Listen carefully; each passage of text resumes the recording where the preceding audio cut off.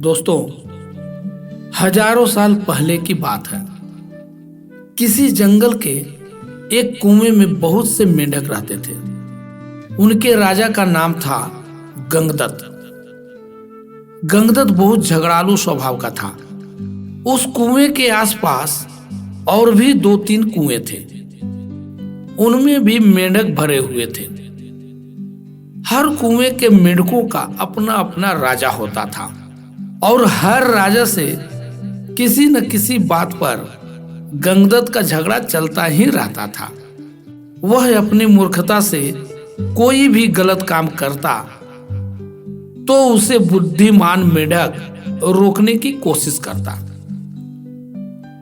और जब वह रोकने की कोशिश करता, गंगदत्त अपने पाले हुए गुंडों को लाकर उन मेंढकों को पिटवा देता था।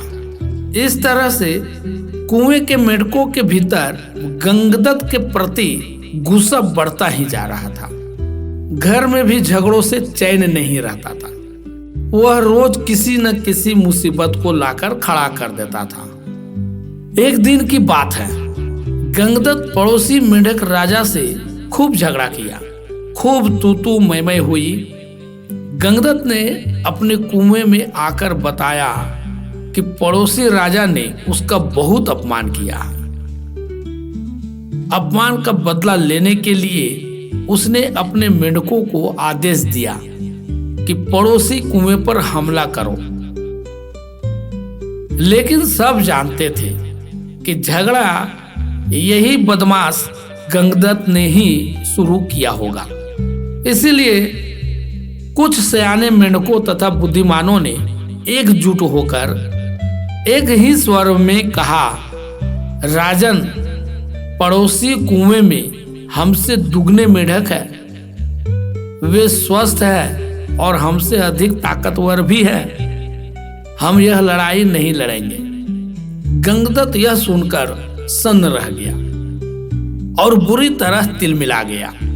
मन ही मन में उसने ठान ली कि इन गद्दारों को भी सबक सिखाना होगा।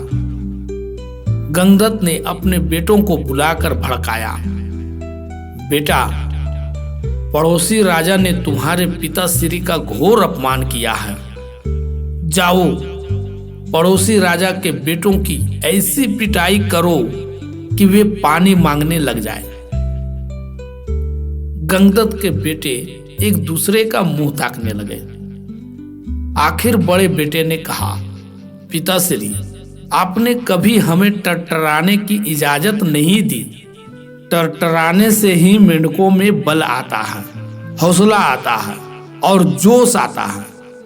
आप ही बताइए कि बिना हौसले और जोश के हम किसी की क्या पिटाई करेंगे।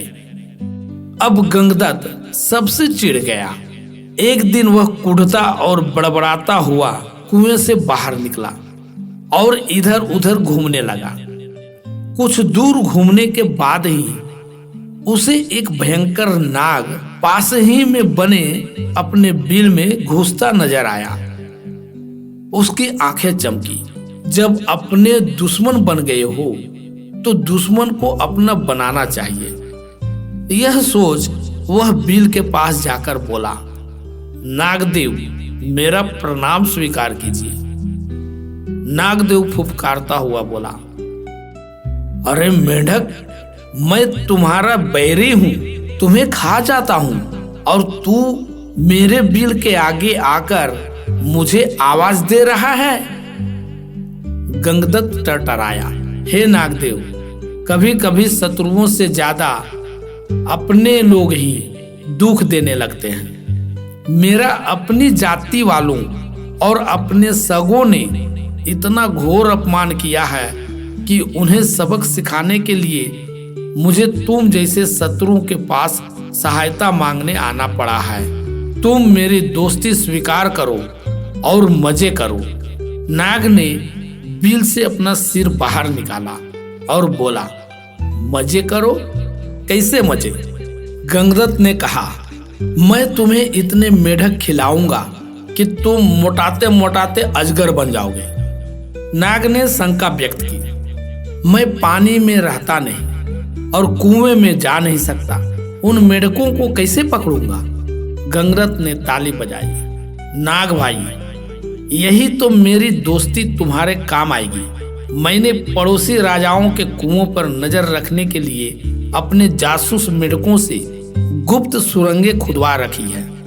हर कुएं तक उनका रास्ता जाता है।